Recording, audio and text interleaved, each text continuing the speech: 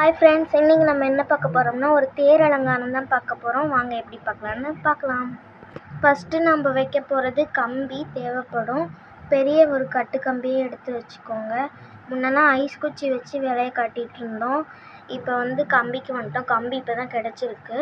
அதனால் இந்த கம்பி அப்படியே இதில் நம்ம வச்சிடலாம். கம்பி போட்டு தான் கட்டணுன்னா நல்லாயிருக்கும். இல்லைனா அந்த குச்சி எப்போ விழுவும் என்ன ஆகும்னு தெரியாது. அதனால் நம்ம கம்பியே வச்சு கொஞ்சம் வலிச்சு விட்டுட்டோம். அடுத்ததாக பார்த்திங்கன்னா இந்த மாதிரி பெரிய ஒரு துணி வச்சுருக்கோம். ஸோ இப்போ பார்த்திங்கன்னா இந்த துணியை நம்ம ப்ளீட் பண்ண போகிறோம். பாருங்கள், இங்கே ஒரு கை வச்சுக்கிட்டு இங்கேயும் ஒரு கை வச்சுக்கிட்டேன். இப்படி கொஞ்சம் மடிச்சுக்கிட்டு இப்படியே மடிங்க. எல்லாருக்கும் மடிக்க தெரியும்னா, சில பேர் இப்போ தான் கற்றுக்கிறீங்கன்னா நம்ம இந்த மாதிரி ப்ளீட் எப்படி மடிக்கிறது அப்படின்னு ஒரு வீடியோ கூட போடுறேன். அதை பார்த்து நீங்கள் தெரிஞ்சுக்கலாம். நம்ம ப்ளீட் எடுத்து வச்சுருந்தோம். இப்போ மேலேயுமே கீழேயுமே நம்ம நூல் போட்டு கட்டிட்டோம். நம்ம ப்ளீட் எடுத்து வச்சதை நீங்கள் பார்க்கலாம். பாருங்கள், அது கரெக்டாக இருக்குது ப்ளீட்டு. இப்போ இதுக்கு பார்த்திங்கன்னா இந்த இடுப்பில் வச்சு நம்ம எப்பயும் போல் பெருசாக கட்டிடலாம். இது பெருசாக இருக்கும் பாருங்கள். இப்போ இதை இடுப்பில் வச்சு கட்டிடலாம். இப்போ நம்ம இந்த இடத்துல வச்சு கட்டிடலாம். ஒரு 10 சுற்றுக்கு மேலேயே சுற்றிடுங்க, இல்லைன்னா விழுந்துடும். நான் போன வீடியோலேயே சொல்லியிருப்பேன். இந்த இடுப்பில் வச்சு ப்ளீட் கட்டுறது கொஞ்சம் கஷ்டமாக இருக்கும். நீங்கள் ப்ளீட் பிடிச்சி அப்படியே கட்டக்கூடாது. ப்ளீட் பிடிச்சதுக்கப்புறம் அந்த துணியிலேயே ஒரு 10 சுற்று சுற்றிட்டு அதுக்கப்புறம் இடுப்பில் ஒரு 10 சுற்று 11, 12 இல்லைனா 1, 5, 6 அதுக்கு மேலே தான் சுற்றணும். கம்மியாக சொன்னால் விழுந்துடும்.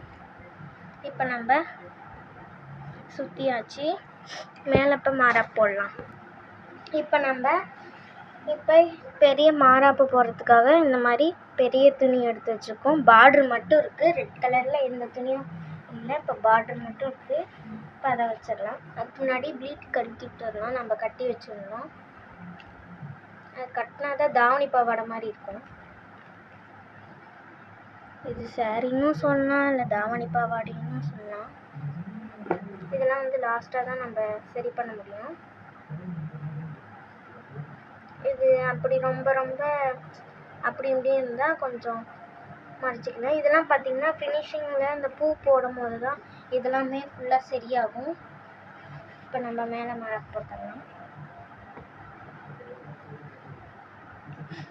அப்படியே 2, 4, 3 அப்படியே மடிச்சுக்கிட்டே வந்தீங்கன்னா கரெக்டாக இந்த ரெட் பார்டர் மட்டும் தெரியுது பாருங்கள். இப்போ நம்ம பின்னாடி கம்பி விலகி விட்டு இப்படி எடுத்துடலாம். இப்போ தெரியுதுன்னு நமக்கு தெரியும். இப்போ நம்ம இப்படி அழகாக இருக்குது. பின்னாடி வச்சிருந்த துணியை அப்படியே இந்த சைட்லேருந்து இந்த சைடு பார்த்திங்களா, இந்த சைட்லேருந்து அப்படியே எடுத்து வரலாம். அப்படியே இந்த சைட்லேருந்து எடுத்துகிட்டு வந்துடணும். கொஞ்சம் டைட் பண்ணிக்கோங்க. அவ்வளோதான். இப்போ ஒரு தாவணி பாவாடை மாதிரி இருக்கும். இப்போ இந்த இருக்கிற துணியை கொஞ்சம் அட்ஜஸ்ட் பண்ணி பின்னாடி கொண்டு வச்சிடலாம். துணியெலாம் கொஞ்சம் கசக்கணும். பின்னாடி வச்சிடலாம். பின்னாடி கட்டிக்கலாம், இல்லைன்னா சிலைக்கு பின்னாடி அமுத்தி வச்சுக்கலாம். இப்போ நம்ம அழகாக சாரி கட்டியாச்சு. இப்போ பார்த்திங்கன்னா இதெல்லாம் இப்படி இருக்கும். நான் முன்னாடியே இப்போ மாலை போட்டால் தான் பார்த்திங்கன்னா இதெல்லாம் போகும்னு. சில துணி பார்த்திங்கன்னா ப்ளீட்ஸ் வராது, நிற்காது. அப்போ தான் இந்த சாரியை அதோட வேலையை காட்டும். இந்த வேலையை காட்டும் போது நம்ம என்ன பண்ணுவோம், நம்மளோட ஆயுதத்தை வெளியெடுப்போம். என்ன ஆயுதம்? டட்டடம் பின்னு தான் இந்த புடவைக்கு இந்த துணிக்கே ஆயுதம். அதெல்லாம் வச்சு அடிச்சோம்னா, ஏன்னா இது பார்த்திங்கன்னா சில துணி கேட்கவே கேட்காது. இந்த பையன் கேட்கவே மாட்டான். அப்படியே நிற்கவே நிற்காது, அப்படியே விரிஞ்சிக்கிட்டு போயிட்டே இருக்கும். அதனால் இந்த மாதிரி நான் தூக்கி கட்டுறேன். இப்போ பாருங்களேன், கரெக்டாக நிற்கிது. இந்த 2க்கும் தான் ஸ்டாப்லர் அடித்தேன், நின்றுக்குச்சு. இப்போ மொத்தத்துக்கும் ஸ்டாப்லர் அடிச்சிடலாம். ஸ்டாப்லர் அடிச்சிட்டேன், பாதி அடிச்சிட்டேன். பாதியிலேயே உங்களுக்கு காட்டணும்னு நினைக்கிறேன். இங்கே பாருங்களேன், இப்போ அதோட வேலை எப்படி காட்டுதுன்னு பாருங்களேன். அழகாக வீட்டு அப்படியே நிற்கிது. சில நேரத்தில் சின்ன மாதிரி துணியெலாம் நிற்காது, அப்போ இருந்தாலும் ஸ்டாப்லர் தான் ஆகிடும். இப்போ முழுசாக அடித்து முடிச்சிடலாம் ஸ்டாப்லரு. ஃப்ரெண்ட்ஸ், பிளானிங் வந்து கொஞ்சம் சேஞ்ச் ஆகிருக்கு. சாரீ வந்து இப்படி வந்து கட்டியிருந்தோம். இதுதான் சேஞ்ச் ஆகிருக்கு. என்னென்னா, இங்கேருந்து நம்ம கொண்டு வரோம் இல்லையா, இந்த இடத்துல கால் இருக்குது, உங்களுக்கு தெரியும்னு நினைக்கிறேன். தெரியுதா? அந்த கால்லேருந்து அப்படியே இப்படி எடுத்துகிட்டு வந்துடுங்க. எடுத்துகிட்டு வந்தால் இந்த மாதிரி மடிச்சிருக்க மாதிரி இருக்கும். அடுத்தது இந்த மாதிரி அந்த ரெட் கலர் பார்டர் வந்து தெரிகிற மாதிரி இந்த இடத்துல கொண்டு வந்துடுங்க. அந்த துணியை கொண்டு வந்து இடுப்பில் அப்படியே கட்டிடுங்க. ஸோ இடுப்பில் கட்டிட்டா ரொம்பவே அழகாக இருக்கும். இந்த பிளானிங் தான் வந்திருக்கு. இது எப்படி இருக்குன்னு கமெண்ட்ஸில் சொல்லுங்கள். ஸோ உங்களுக்கு இது பிடிச்சிருக்குன்னு நினைக்கிறேன். ஓகே, சளி பிடிச்சிருக்கு, நான் தான் அதனால தான் உறிஞ்சிக்கிட்டே இருக்கிறேன், உங்களுக்கு தெரியும். ஸோ அடுத்தது பார்த்திங்கன்னா, நம்ம மேலே கவசம் மாதிரி போட போகிறோம். கவசம்னு இந்த ஃபாயில் கவரை வச்சு தான் போட போகிறோம். பார்த்தா தெரியும், கட் பண்ணி வச்சுருக்கேன். ஏன்னா தேவையானதை மட்டும் கட் பண்ணி வச்சுருக்கேன். இப்போ நம்ம இந்த ஃபாயில் கவரை இங்கே வச்சிடலாம். இப்போ பார்த்திங்கன்னா, இந்த அலங்காரத்துக்கு நம்ம கையில் வந்து சூளம் இருக்கிற மாதிரி தான் செய்ய போகிறோம். இப்போ நம்ம இப்படி வச்சா உங்களுக்கு கத்தி மாதிரி தெரியும். உங்களுக்கு கத்தி வைக்கணும்னா கத்தி வச்சுக்கலாம், சூளம் வைக்கணும்னா நம்ம சூளமே வச்சுக்கலாம். கொஞ்சம் ப்ரெஸ் பண்ணிடலாம். அடுத்தது பார்த்திங்கன்னா, இந்த மாதிரி ஒன்று செஞ்சுருக்கேன். உங்களுக்கு தெரியும், இந்த இடத்துல ஹோல்ஸ் இருக்குது பாருங்கள். இந்த இடத்துல ஹோல்ஸ் தெரியுதா? இதோ சாமி முகம் கூட தெரியுது, ஹோல்ஸ் இருக்குது. இந்த சூளம் பின்னாடி இருக்குது, கத்தி மாதிரி செஞ்சுருக்கேன். இப்போ நம்ம ஹோல்ஸ் இருக்கிறதுனால இதுக்கு நடுவுலையே அப்படியே இந்த இடத்துல வச்சிடலாம். இந்த இடத்துல அப்படியே சொருவி விட்டு எந்த இடத்துல நிற்கணுமோ அந்த இடத்துல நிற்க வச்சுக்கிட்டா நம்ம அழகாக சூளம் மாதிரியே தெரியும். உங்களுக்கு நான் ஜூம் பண்ணி காட்டுறேன், சூளம் மாதிரி தெரியும் உங்களுக்கு. பாருங்க, சூளம் மாதிரியே தெரியும். இப்போ கொஞ்சம் அப்படி இப்படி இருந்தால் நீங்கள் கரெக்டாக சேஞ்ச் பண்ணி வச்சுக்கோங்க. அப்புறமேட்டு நம்ம சூளம் வச்சிட்டோம், கொஞ்சம் கொஞ்சம் அப்படி இப்படி இருக்கிறதெல்லாம் வச்சுட்டோம். அதுக்கப்புறம் பார்த்திங்கன்னா, நம்ம இந்த கவசம் பார்த்திங்கன்னா வச்சிடலாம். குங்குமம் கிண்ணம் பிடிச்சிட்டு இருக்க மாதிரியே இருக்கும். அது உங்ககிட்ட ஃபாயில் கவர் இல்லைன்னா நம்ம கடையில் நீங்கள் வாங்கிக்கலாம். எல்லா கடையிலுமே விற்கும். அதாவது இந்த பேக்கரி கடையில் டின்னு அந்த மாதிரி ஹோல்சேல் கடையிலலாம் ஃபாயில் கவர் இருக்கான்னு கேட்டால் நீங்கள் கொடுப்பாங்க. நீங்கள் ஒரு பண்டிலே கூட வாங்கி வச்சுக்கலாம். நானுமே அதே மாதிரி தான் வாங்கி வச்சுக்கேன். ஹோல்சேல் கடை இருக்குது எங்கள் வீட்டு பக்கத்தால். இப்போ நான் ஜூம் பண்ணுறேன், உங்களுக்கு அந்த தெரியும். உங்களுக்கு சூனம் இருக்குது. இப்போ உங்களுக்கு தெரியும்னு நினைக்கிறேன். இந்த இடத்துல சூனம் இருக்குது. இங்கே பார்த்திங்கன்னா இந்த கிண்ணம் கவசம் இருக்குது. நம்ம அடுத்த அலங்காரம் போடலாம். இப்போ அடுத்தது என்ன பார்க்க போகிறோன்னா, மேலே நகைங்கெல்லாம் பார்த்திங்கன்னா வைக்க போகிறோம். மேலேருந்து வரலான்னு நினைக்கிறேன், அதனால் நம்ம கிரீடம் வைக்கலாம். ஸோ இந்த மாதிரி கிரீடம் நானே செஞ்சு வச்சுருக்கேன். பின்னாடி க்ளே தான் ஒட்டியிருக்கேன், பார்த்தாலே தெரியும். இப்போ நம்ம அப்படியே இதில் வச்சிடலாம். வச்சுக்காவே ஒட்டிக்கும். இந்த க்ளே மறுபடியும் சிலையிலேருந்து வருமானு கேட்டால் வந்துடும். நீங்கள் ரொம்ப ப்ரெஷர் கொடுத்து அமுக்கக்கூடாது. லைட்டாக அப்படியே கொஞ்சம் கொஞ்சம் அப்படியே அமுக்கிட்டே இருந்தால் அது அப்படியே பிடிச்சிடும், ஒட்டிக்கும். அது விழுந்துக்கிட்டே இருக்குன்னா கொஞ்சம் நூல் போட்டுடலாம். எனக்கு நூல் போட வேணாம், ஏன்னா அது விழுவலை. நான் ரொம்ப நாளாகவே க்ளே தான் யூஸ் பண்ணுறேன். அடுத்ததான் இதை வச்சுக்கலாம். இது பார்த்திங்கன்னா லாஸ்ட்டாக வைக்கலாம். அடுத்தது பார்த்திங்கன்னா நம்ம தோடு வைக்க போகிறோம். அது கர்நாடகம்னு சொல்லுவாங்க. இப்போ இப்போ நம்ம கர்ண பதக்கம் வச்சிடலாம். இதுக்கு பின்னாடியும் க்ளே தான் நான் ஒட்டி வச்சுருக்கேன், அதனால் நம்ம ஈஸியாக ஒட்டிடலாம். ஒட்டியாச்சு. கர்ண பதக்கமும் இது கொஞ்சம் டிஸ்டர்பாக இருக்குது, இது நம்ம அப்படியே வச்சு இப்படி வச்சுட்டா முடிஞ்சிருச்சு. நேற்று பார்த்தீங்கன்னா வெள்ளிக்கிழமை, அப்போ பார்த்தீங்கன்னா நம்ம வந்து மஞ்சள் காப்பு அலங்காரம் பார்த்தீங்கன்னா பண்ணியிருப்போம், உங்களுக்கு தெரியும்னு நினைக்கிறேன். மஞ்சள் காப்பு அலங்காரம் வெங்கல சிலைக்கு எப்படி பண்ணுறதுன்னு நான் ஒரு தனி வீடியோ போடுவேன்.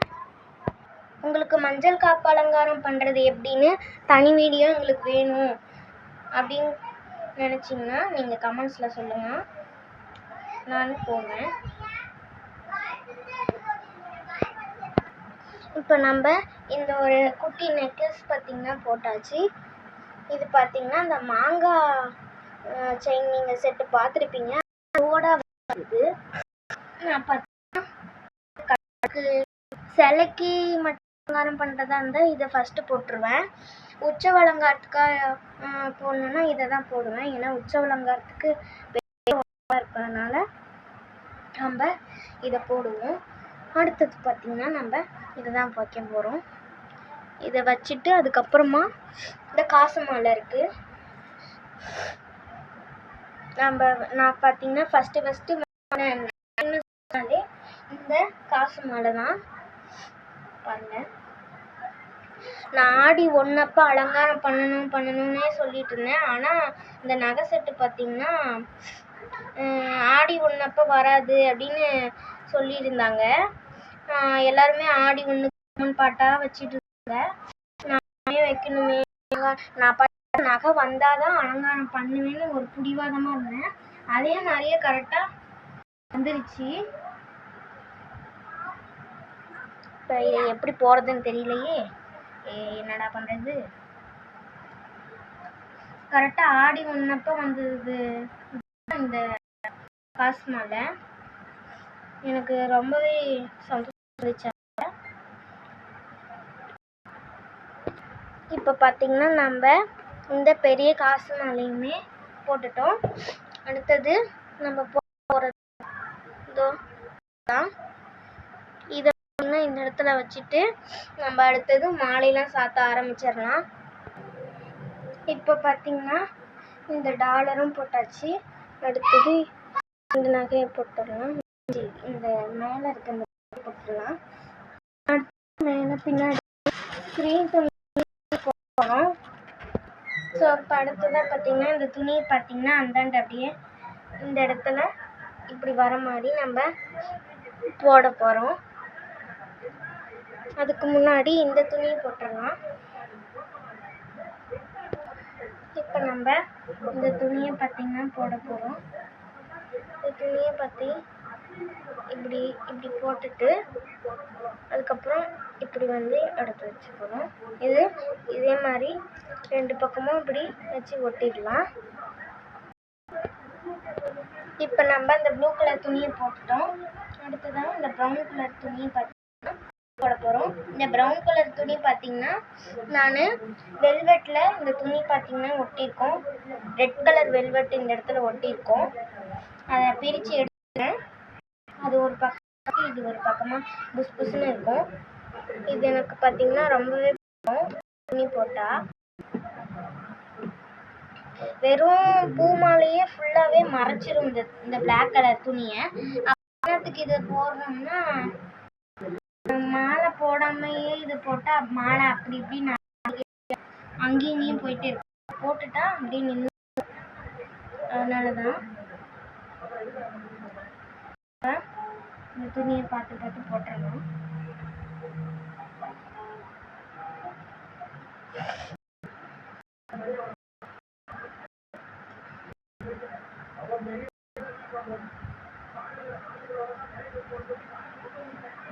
இப்போ நம்ம இந்த ப்ளூ கலர் துணியும் தெரியணும், இந்த ப்ரௌன் கலர் துணியும் தெரியணும். அதே மாதிரி நம்ம போட்டுடலாம்.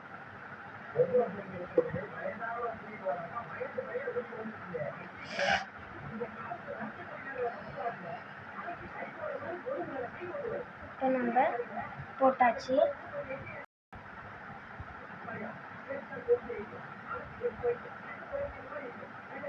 இப்போ நம்ம மாலையெல்லாம் போட ஸ்டார்ட் பண்ணிடலாம்.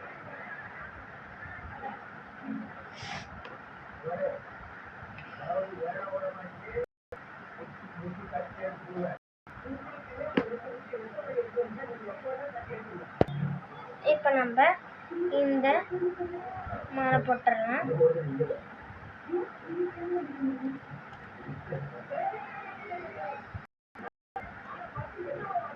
நம்ம இந்த இடத்துல அப்படியே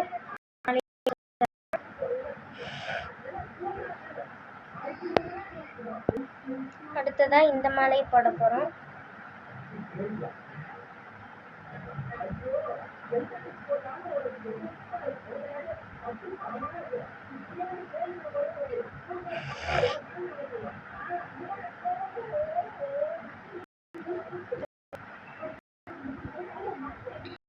இப்போ நம்ம மாலை போட்டாச்சு. இப்போ அடுத்த மாலையை போட்டுடலாம்.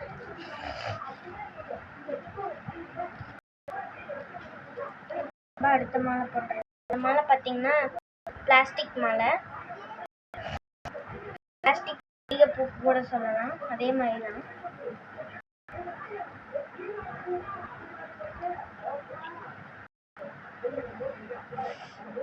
இப்போ நம்ம பிளாஸ்டிக்கு இந்த மல்லிகைப்பூ மாலையுமே போட்டோம்.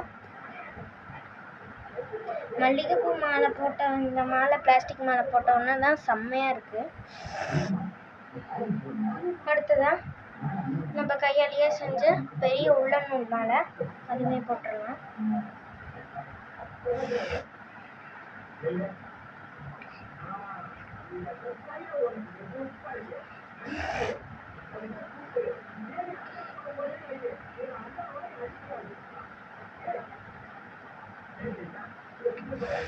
இப்போ அலங்காரம் ஃபுல்லாக முடிச்சாச்சு. அடுத்த ஜடை வச்சிடலாம். ஜடை மலையிலேருந்தே கொண்டு வந்து வச்சிடலாம். இப்போ உங்களுக்கு பார்த்தா சூப்பராக தெரியும். நான் உங்களுக்கு காட்டுறேன்.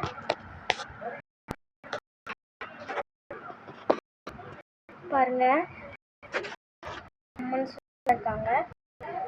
தேர் வர மாதிரியே இருக்கும்.